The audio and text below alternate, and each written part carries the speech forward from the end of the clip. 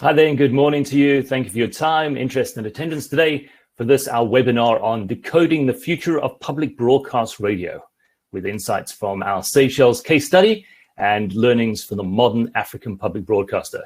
We really do appreciate your time this morning. It's another one of our webinars in a series of webinars. If you've missed some of them in the last while, yes, we haven't been doing a couple for the last month or so, but everything's on our YouTube channel. So thanks for joining us. I'm Jonathan Lumley, the head of clients, channels and markets here at Amedia. With me is the lead strategist here at Amedia, Anis Hassan. Also our invited guests from the Seychelles Broadcasting Corporation, known as the SBC. So first up, we have Bara Duprier, the CEO of the SBC.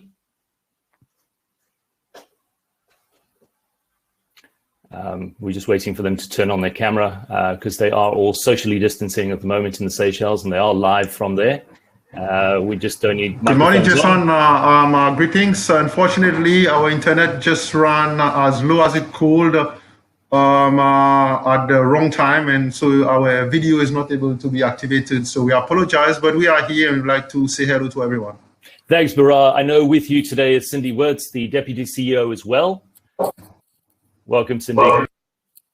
Hello, good morning. Also on the bill, as it turned out, we had Derek Young Kong, who is the head of marketing, multimedia, and corporate affairs at the SBC, and along with him is Thelma Poole, principal of Radio Seychelles. Hi, everyone. Hello.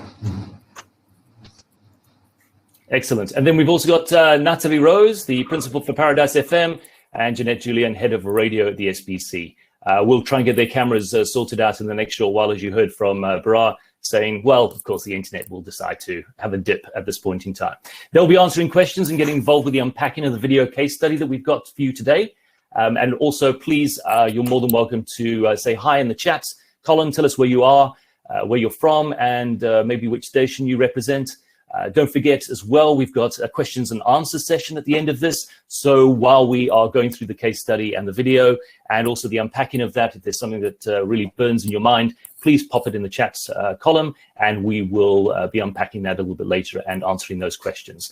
If we do get to see the SBC team, just a reminder, they are all wearing masks because of the protocols within the island of the Seychelles and within the organization, and they are socially distancing within their building. So some of you know the Fabric platform that Amedia have developed, others not. But if you don't know anything about this, then for some context to this session, Amedia have designed and built a platform called Fabric. It's a set of digital tools built for broadcasters, which gives you a real-time community platform to engage and consolidate your audience to trust you. And of course, it solves 6 challenges for any radio station. First of all, the platform takes care of your live stream requirements and proof of play. And also for web and app, you also get your podcasting needs taken care of, web and app as well, to get that audio to your audiences in seconds of broadcast. You also get an app where the audience can engage with your station through in-app messaging, where they can find your live stream and podcasting channels that interest them as well. And then the platform also has a messaging board for in-studio use to see those messages from your audience via the app and also social media messages. All of this is going to be unpacked in this video shortly, and you see how it works in the real time. And then lastly, because of these metrics that all working together, you are able to earn money from the platform with billboards, messaging, pre-rolls, with actual stats to give your advertisers. Now, usually broadcasters use separate suppliers for each of these requirements or a combination of those, but you never get a real view of a consolidated audience, and then you fail to monetize from that digital audience. That's kind of the context. If you'd like to know more, you're more than welcome to drop me a mail. I can take you through it in more detail and a personal demo. Just send me a mail, jonathan@fabric.cloud, or drop a message in the chat. So we've got insights today, a video case study from this client of ours, the Seychelles Broadcasting Corporation. They're very excited to share this with you. It's a wonderful video. It gives you a snapshot in basically 10 minutes of them as a public broadcaster on the island of the Seychelles. They use our Fabric platform, and 16% of the adult population of the island are on the platform, through which, as a public broadcaster, they are able to communicate in real time with that audience. So they've managed to build a highly engaged, loyal, and niche digital audience with Fabric, and they have retained the ownership of their data as well, and they're making money from it. All of this unpacked in the video. They have 2 radio stations which use Fabric, as mentioned. One of them is Paradise FM. more of a vibey music and entertainment orientated station.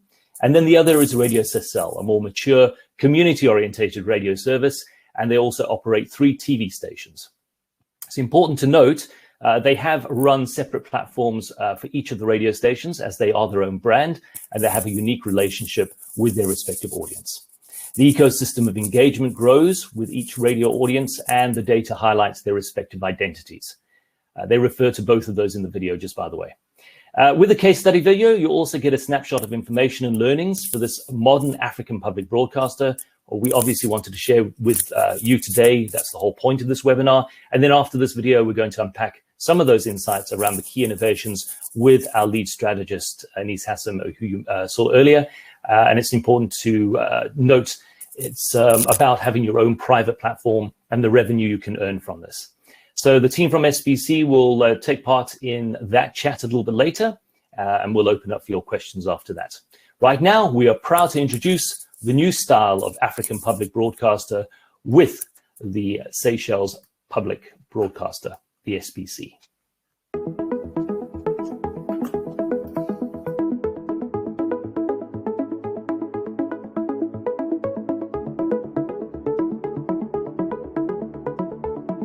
The SBC is the national broadcaster of the Republic of Seychelles. It has gone through a few transitions that matches the political transitions of the country. The corporation has a public service mandate to inform, educate, and entertain the public. My initial thoughts on the apps, I was like, okay, it's one of these apps, just gonna use it just to stream and listen to radio.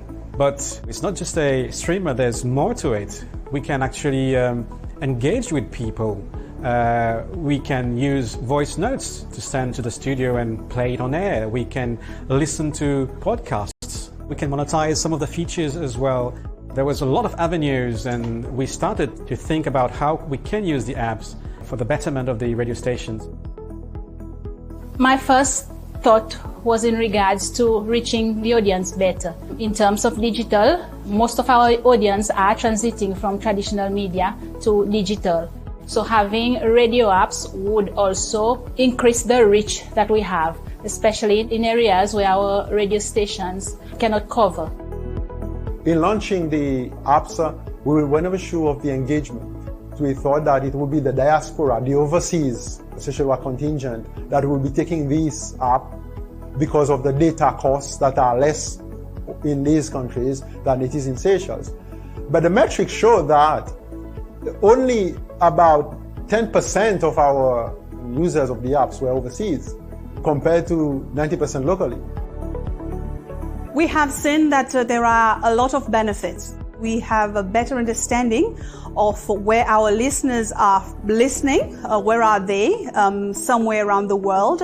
They were able also to send us pictures, to send us voice clips. They were more engaging. The interaction was to another level compared to the traditional SMS service. Our young generation here, they are all about applications, all about mobile phones, all about devices. For a youth, having the information right there on their phone without having to go to tune in on the radio or having to watch out on TV, you had us coming to you through the app, and it was very effective. So instead of people going to tune into radios and TVs, the app went directly to where they are. Radio apps have educated us no end and trained us into how to manage content for an online audience.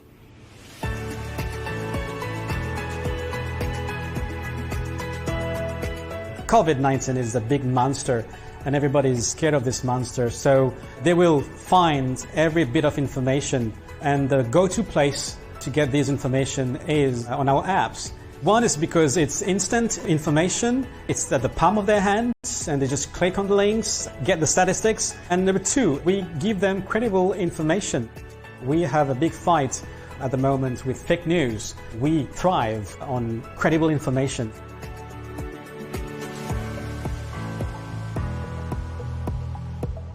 Seychelles last year had one historical, we can say, election whereby we had the parliamentary and the presidential elections merged together. We used the app to send out reports what was happening around the country. And the app supported or complemented what the traditional broadcasting was doing. We also had pictures, we also had clips. We were trying to get as much information out, and we saw that through the app, we were able to do that in a timely manner.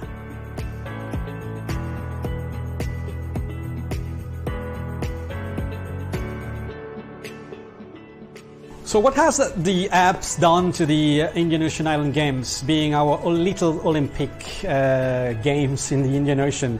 It was during this time that I realized the full potential of this app.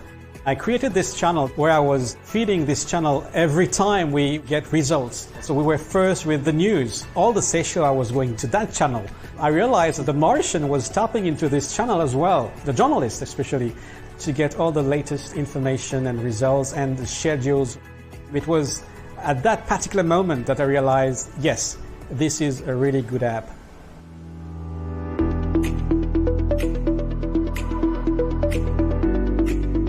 TRNUC is a new commission created 2 years ago with the aim of bringing closure to past events. Past events that had an impact on many individuals, many of those who are not in the Seychelles at the moment. When we had incorporated the TRNUC sessions on the app, that was a chance for those listeners from abroad to follow the debates. And you can see there that the TRNUC is still top amongst the peaks of listenership and viewership as far as the contents that we have put online. What we have provided is not just a service to the public, but a better service to the TRNUC itself. So one of the effects the apps has had on cross-platform is in the promotions of our programs. We are now able to promote our TV programs on both of the apps, so we get more audience. We can actually promote a discussion program, for example, that will be on Radio Seychelles, promoted on Paradise FM, and vice versa. In terms of the level of intelligence that the apps provide, you know, when these are spoken about in forums or the workshops and the seminar you go to, it's intangible.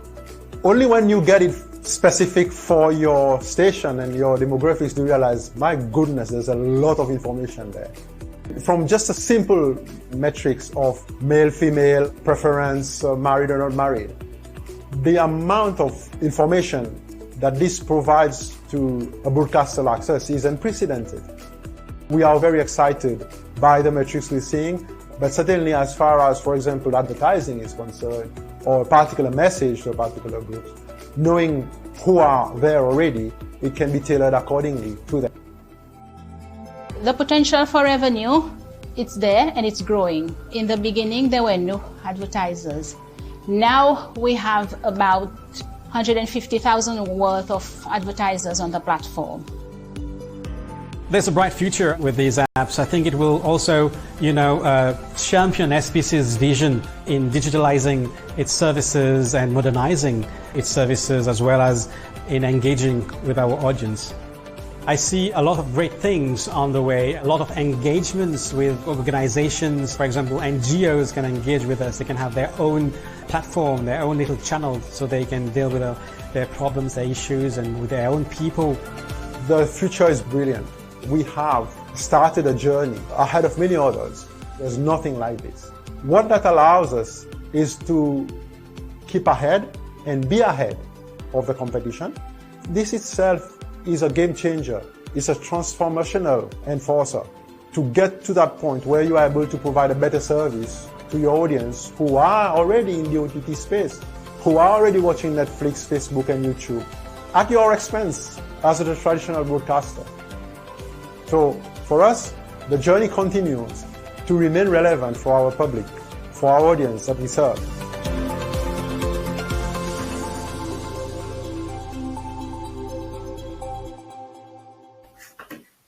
What an incredible snapshot. It really is. I've watched it several times now, and each time it just absolutely blows me away.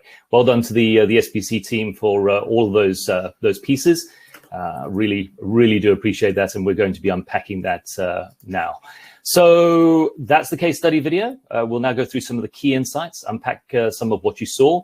Again, if you have any questions, you're more than welcome to add them into the chat column on the right-hand side of your screen, and just make a note of that, and we'll answer those in the next short while. So over to our lead strategist, Anis Hassan. Good morning, Jonathan, and good morning to the Seychelles team and to the attendees in the room. We're delighted you can make time to be with us this morning for what we believe is to be possibly a transformational case study for public broadcasting and their transition to digital. And I thought we'd love to get questions from you as we go through the presentation. And as we go forward, we're going to pull out some key insights that we are able to talk a bit to, and we think is really, really vital in understanding the transformation that has happened at the Seychelles Broadcasting Corporation. So without any further ado, let's get into some of those insights. And I'm going to invite some of the Seychelles team and the audience, of course, to ask questions as we go along and to share learnings. So getting started, the first thing we realized and we saw was how effectively marrying radio and digital created an intimacy with the audience and enriched that feedback loop between the broadcaster and citizens. The opportunity for the Seychelles Broadcasting Corporation to now engage with citizens on citizen journalism, citizen opinion, citizen engagement, through events that are absolutely impactful in the country. Last year during COVID, last year during elections, even sporting events, so not just necessarily during times of need or emergency, but times of celebration and joy as well. Created a personality with the audience that has been really, really very compelling. I think Derek has had a lot of experience of this in terms of that intimacy and relationship with the audience, as well as the radio station teams, because one of the things that Fabric empowers is that ability for the audience to engage directly with the radio station. And we're seeing that with the opt-in and registration rates of the audience, as well as their ability to engage with the station socially in the on-brand space. Derek, I don't know if you've got any comments you might want to add on that.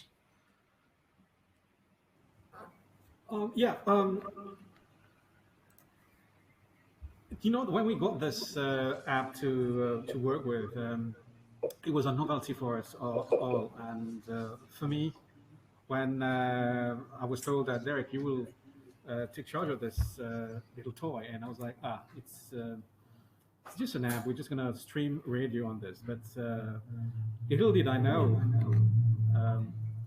there's more. There was more to this, and we were able to engage with the apps itself and find all the features and how we could use these apps, these features with these apps to get content and to as well as at the same time to disseminate information. And on the go, we were starting to get a lot of people, a novelty. People were like, oh, what is it? It's an app. And oh yes, I think I can send a text to the studio. Yes, I can listen to the podcast. This is amazing. So in a bit of time, we started to, our downloads were getting larger and larger, and people were trying to, get used to this app, and it's also got them to realize that I don't have to go elsewhere. I can get everything on this platform. I can get my news. I can get my EchoCasts. I can get my podcasts. I can listen to the radio. I can interact with my DJs and listen to past programs. So why do I need to go elsewhere when I have everything in this ecosystem? So I think a lot of people in the beginning saw this advantage of these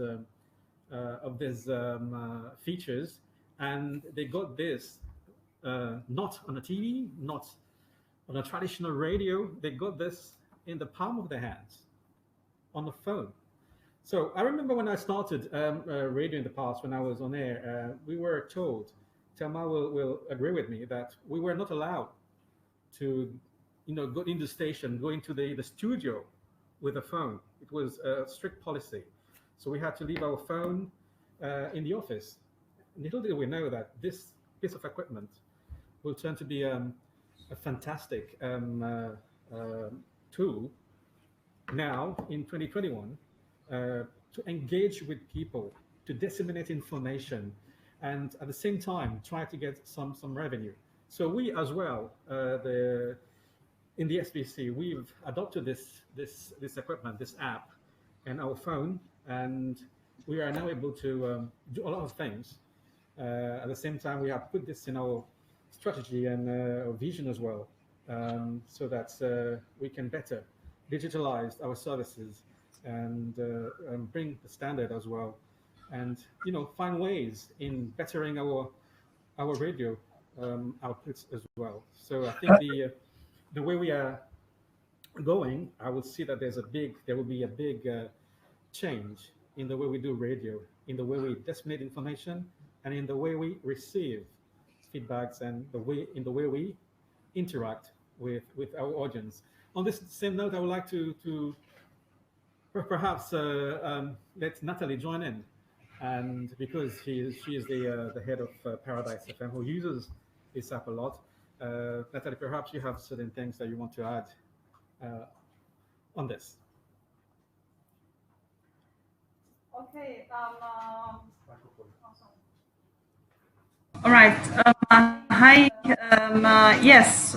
Being from Paradise FM, being an entertaining radio, we use a lot of the app for interactions, and like rightly mentioned, Derek, we also use it to send out information to the public. And what we've noticed as well from Paradise FM, we have quite a few of our listeners from overseas joining in our programming, in our interactions on Paradise FM, and bringing them closer to home, bringing them closer to Seychelles. And this again is another great advantage of having the app as part of our schedule, our broadcasting, our programming, and get them to interact and form part of Seychelles.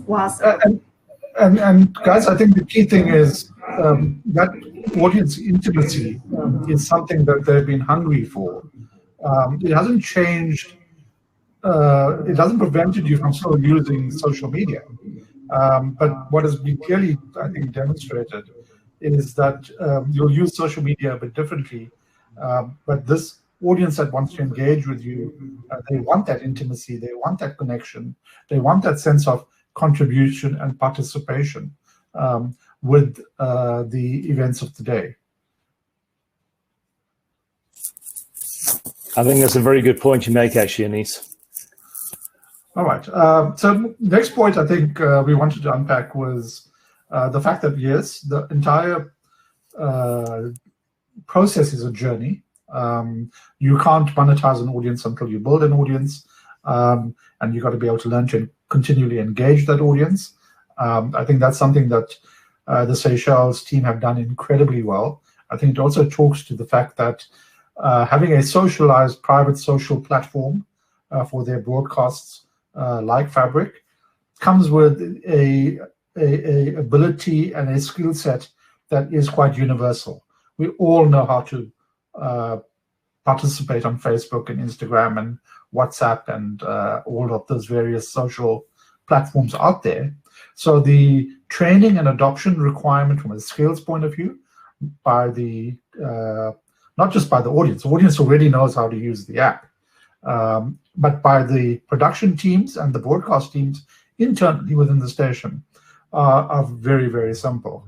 But of course, broadcast is very siloed, so radio doesn't have a lot of skills in digital, and particularly digital production. So when we now are managing our own ad stack, which gives you a range of new ways to make revenue, other than just the 30-second audio adverts or sponsored airtime, we don't have that production chain.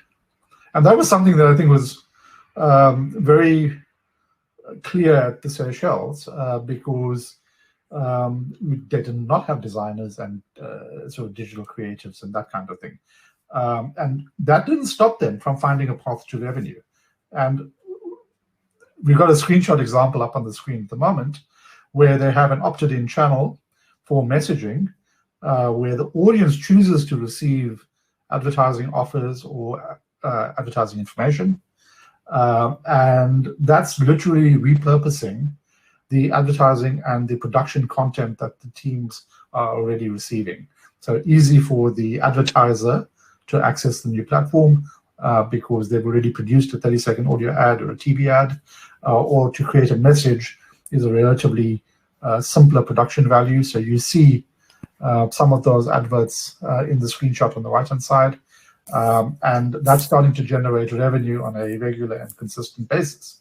And they still have, as they grow their skills in adoption, all the other opportunities to make revenue from research as a service, from surveying, polling, the billboards, the pre-rolls, all of the stuff that the ad stack brings them.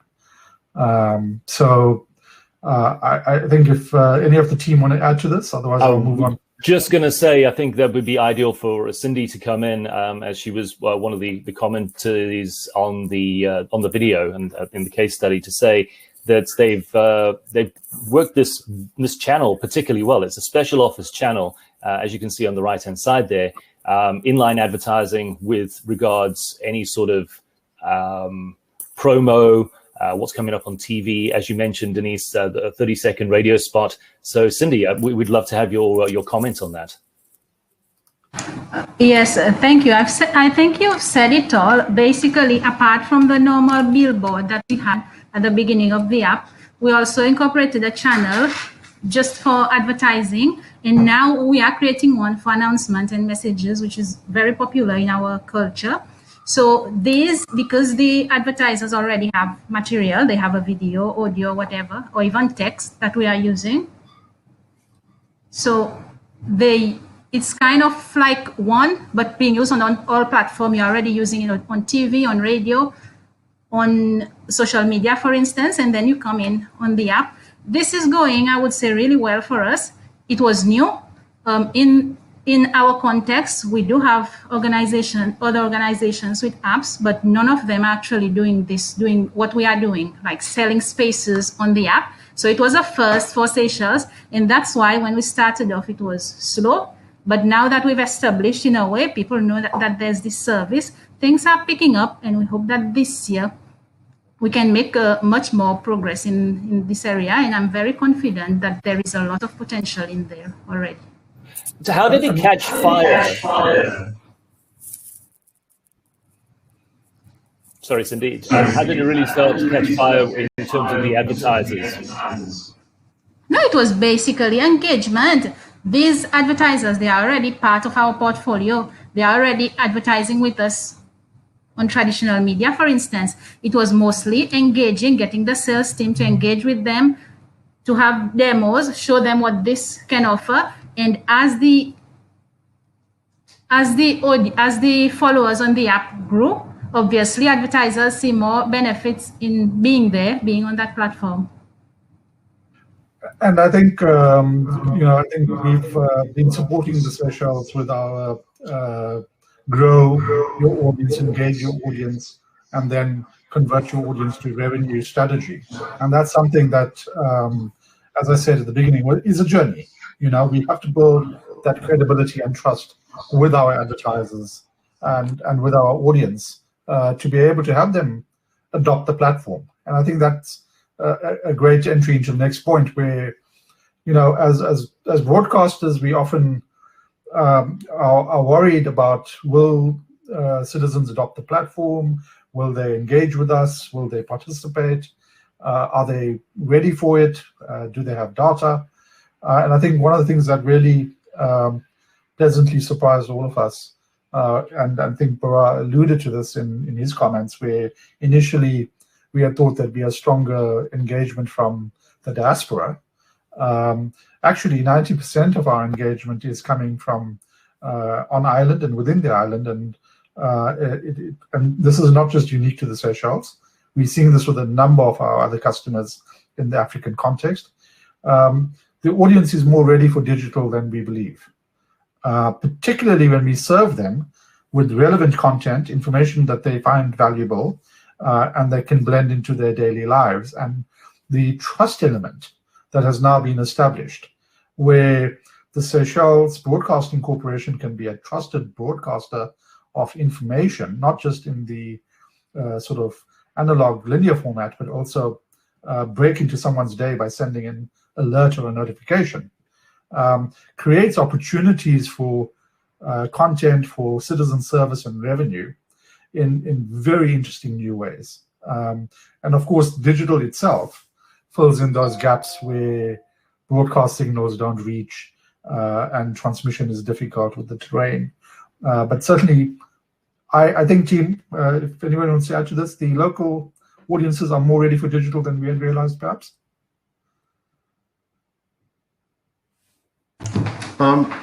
Thank you, Anis. I think you've sort of mentioned a few keywords there. Trust is one of them. I think Seychelles as a small community and nation is quite advanced in adoption of technology.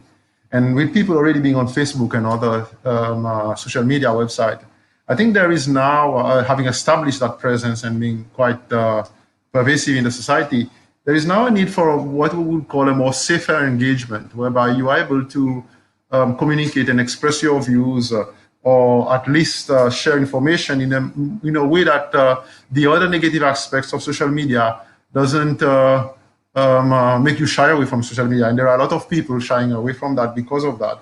So the SBC app provides a very interesting but effective alternative to that, in the sense that if you want to be able to, you go into a trusted source and a trusted broadcaster to be able to share your video or your photo or your comments, and know that it won't be necessary, will be used because it is a trusted partner, be used in the wrong way.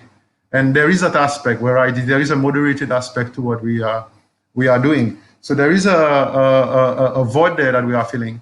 And the other point around 90% of our audience coming off locally and remains a surprise. Seychelles has a big diaspora, and we were thinking because data is cheaper elsewhere, that there would be a bigger uptick there. Overseas is surprising, but it still remains that the room for growth, both locally and overseas, is significant. And that answers your question. Yes, they are ready to, and they have. But I think as data gets cheaper and people adopt more technologies and we build our brand, there will be the room for growth is very encouraging. Thank you.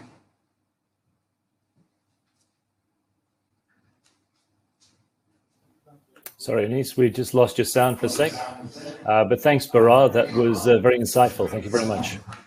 Just see if we can get Anis back. I was saying that actually brings us into Barar referring to that void that the broadcaster is now filling in terms of that trusted digital information source, which is absolutely vital in terms of the public broadcast mandate.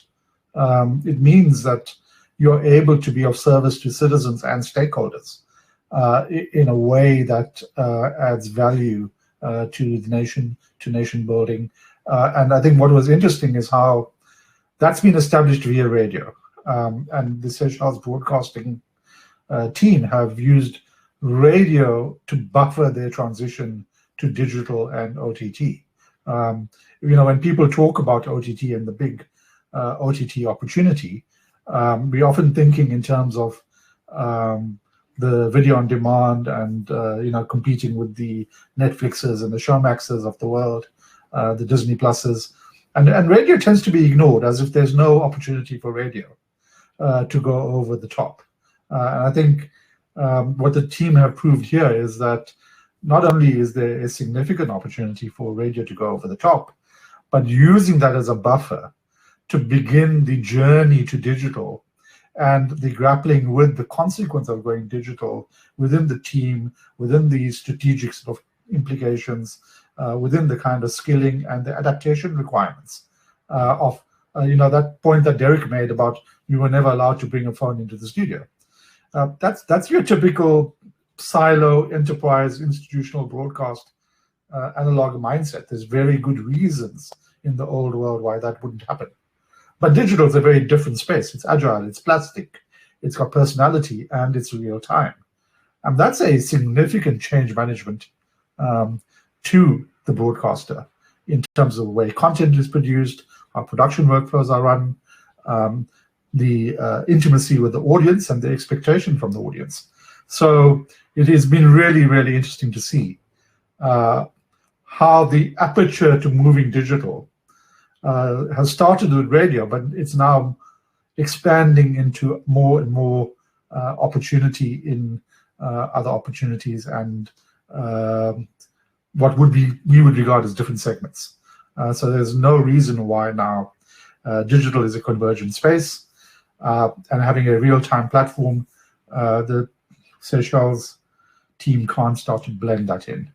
The next point I wanted to make is what we've seen again and again in the example of the Indian Ocean Island Games, in the example of the elections, about that change of mindset and the change of workflow. As broadcasters, we would tend to want to produce and package our information because production values are quite important. And yet, the team proved that sometimes you can have lesser production values as long as you feed the trusted information hunger as rapidly as possible.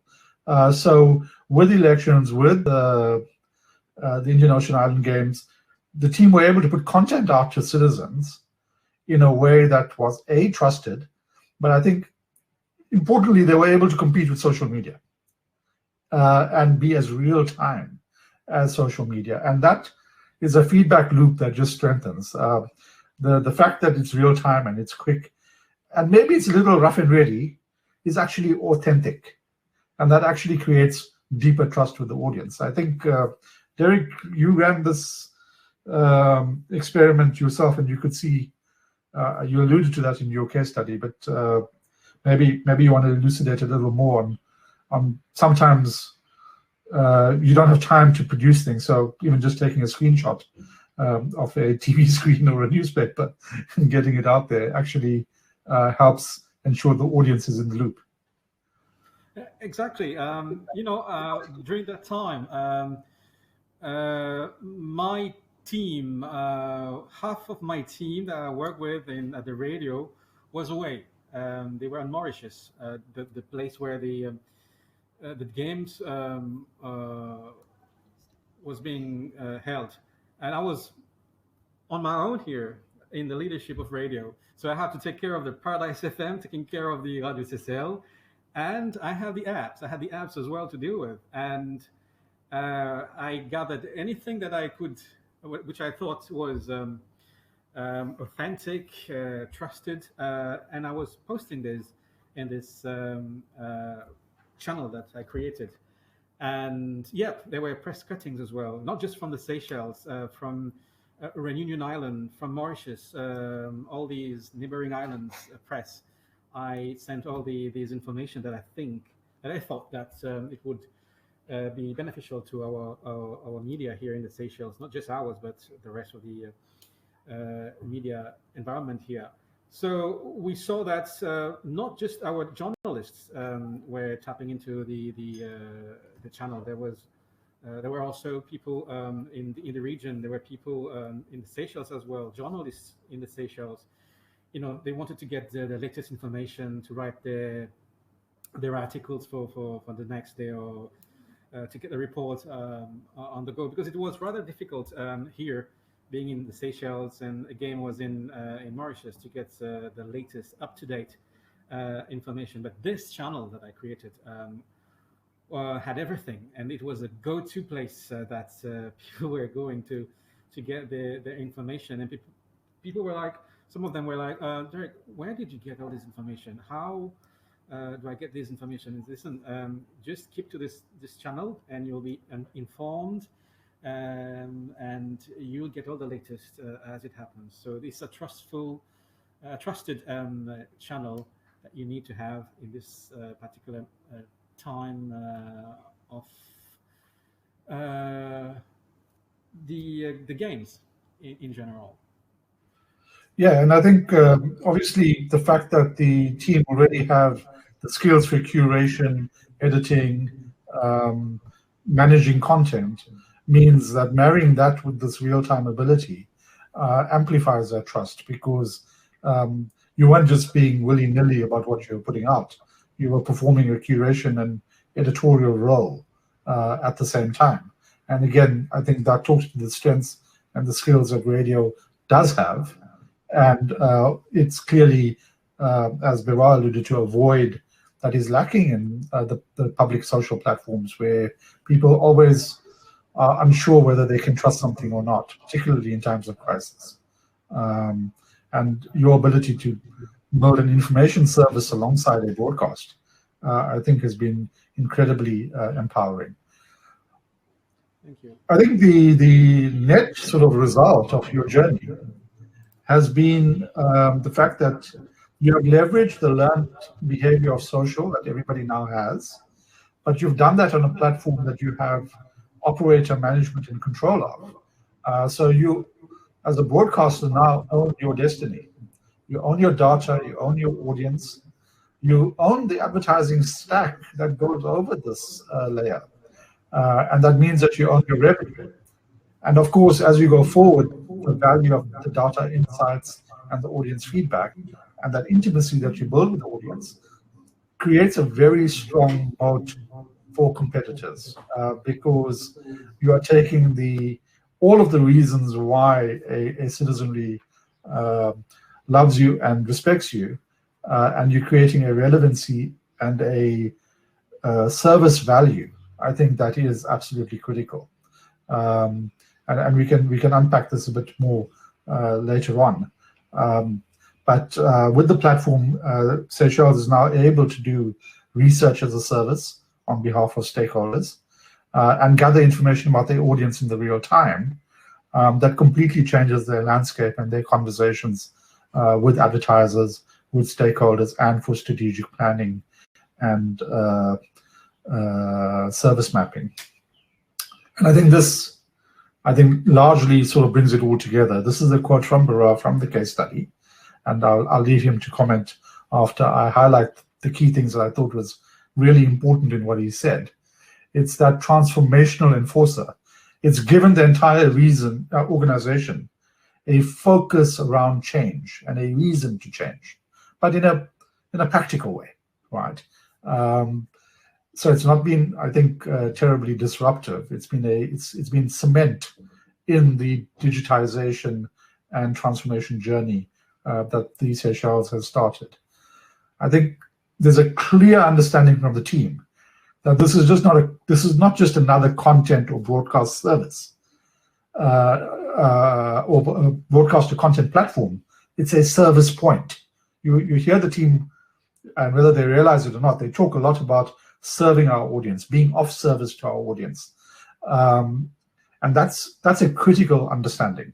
That audience is engaging, they're participatory, and they want to be served. And in the ways that the team have leveraged opportunity to service that audience on digital, I think it's strengthened their journey and it's strengthened the trust with the audience. And largely that means they can remain relevant in a changing world.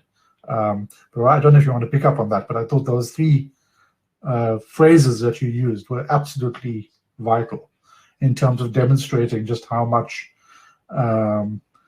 the organization is transforming on digital and expanding its opportunity to be of service, not just to the citizens, but to stakeholders as well. You are able to be of service to various other functions of civil society during the elections, during the Transformation, Truth and Reconciliation Commission, during the weather emergency that you had recently. Perhaps you want to add to that?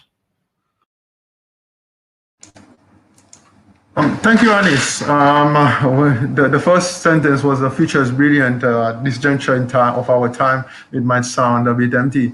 But what I wanted to say there was that we have, together with the Media and Fabric, proven something. It's a proof that the public broadcaster can transform, can embrace digitization.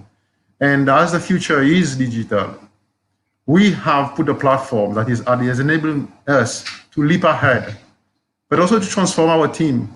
3 or 4 years ago, most of the team, Natalie's team, Derek's and Thelma's team, Mrs. Julian's team, who is here, the radio team leadership, would have not been able to grasp the concept of digital and conversion as we now have and as we are now doing. And the fact that in a couple of years, radio has been the one that has helped the other platforms to pass the information. The radio is now promoting our TV programs, advertising video through the apps.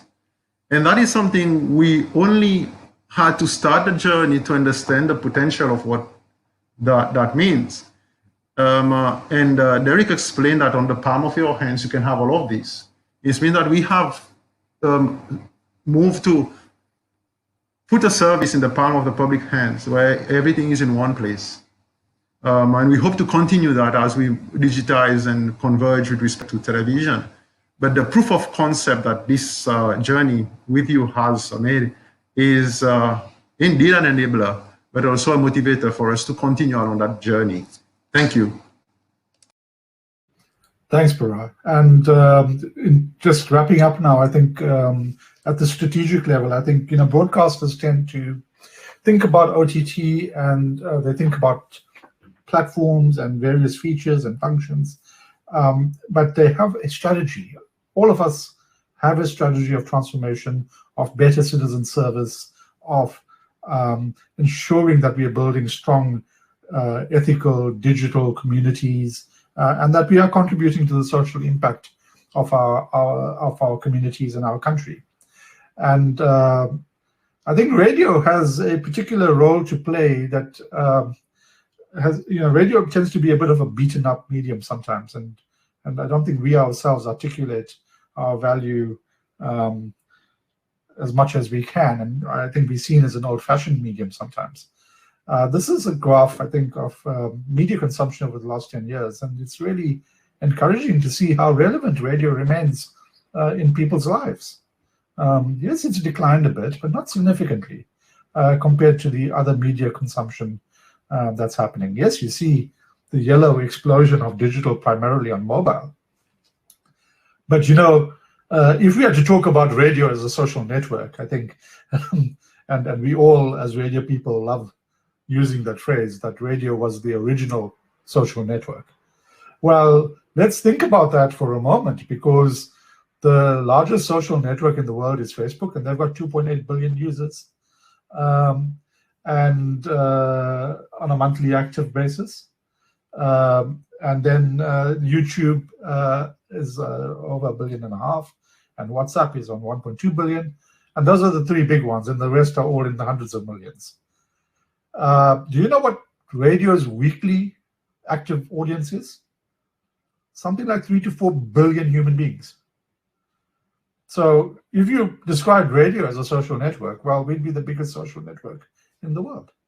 And when we talk about this in the country perspective, I think this is the opportunity we see for public broadcasters, the strategic opportunity to use their radio assets, which are largely addressing large audiences, to rapidly digitize them and move them and marry them with that digital conversion and audience space. And that means that within a short space of time, within 2 or 3 years, they've established their own digital audience that is actually competitive with the social media platforms that are off the island or out of the country.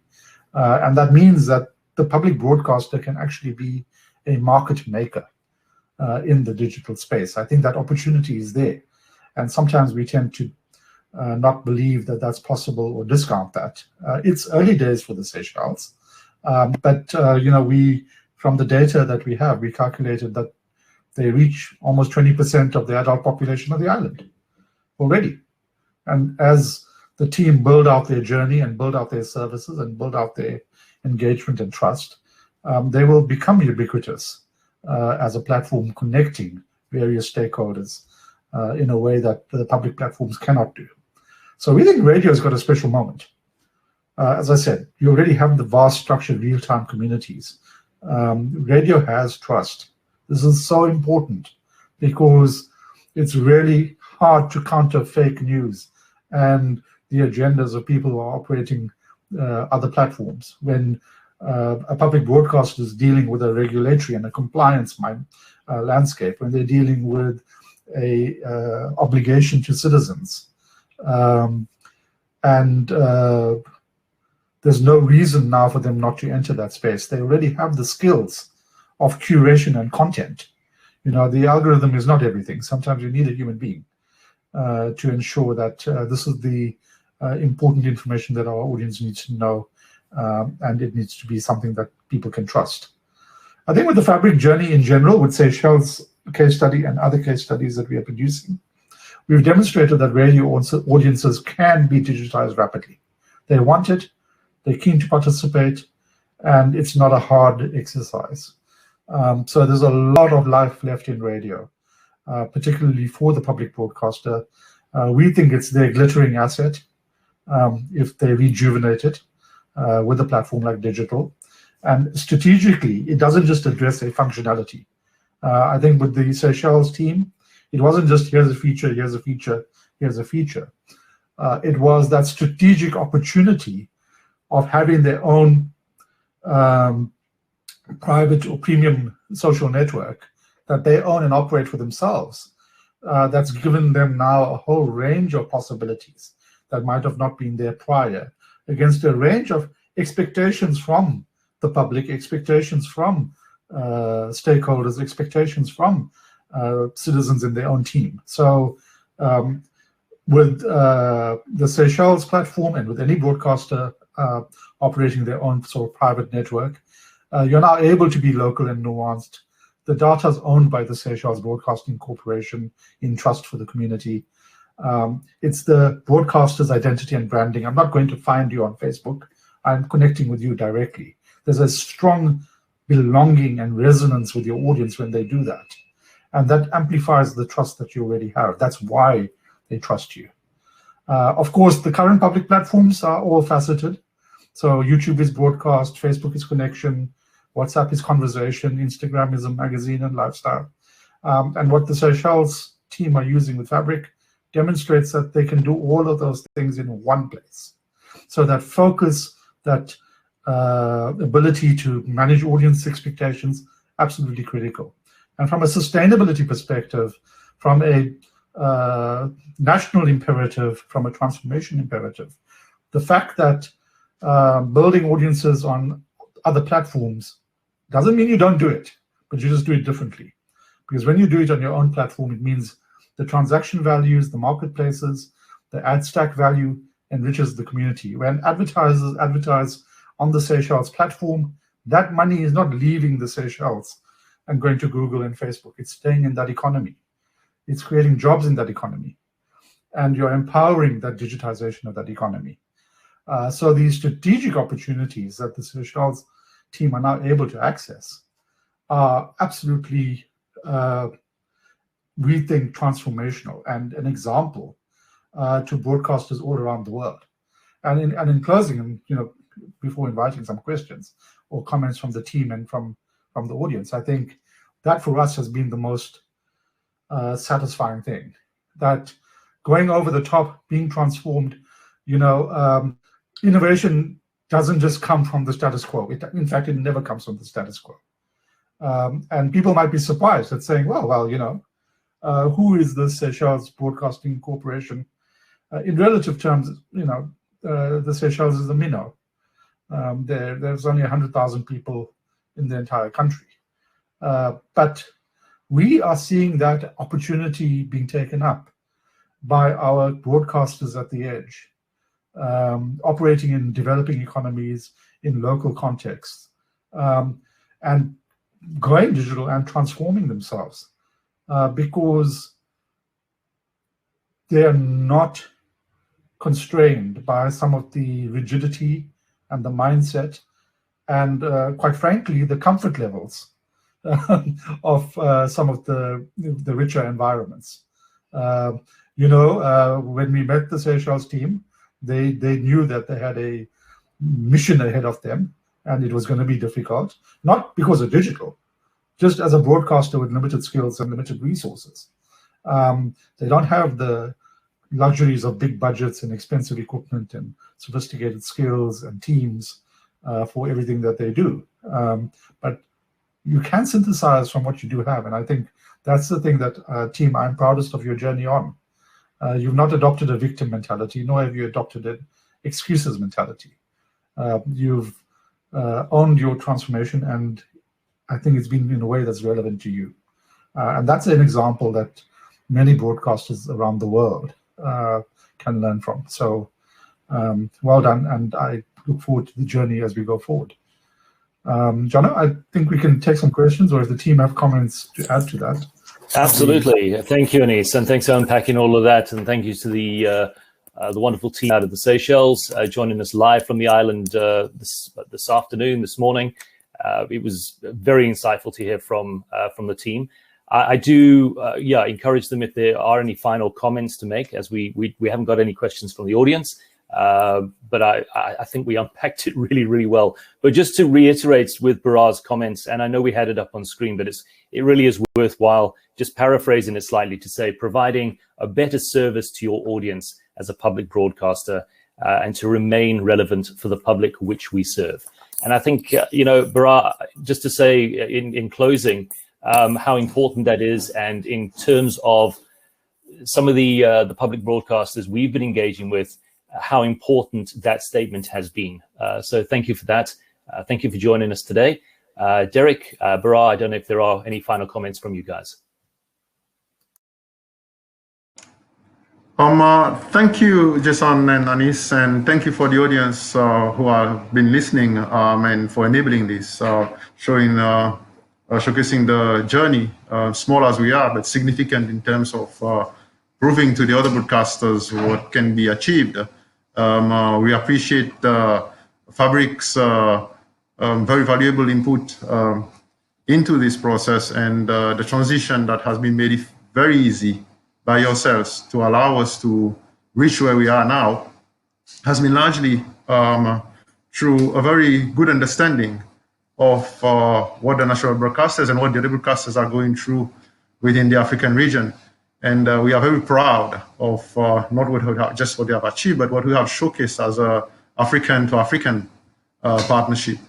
And I hope this is also another example in its own way of showing what can be achieved through collaboration and in striving to improve the services and we provide to our audience, but also in how we do things. As a result of this process, we have moved on. We have learned new skills. We have,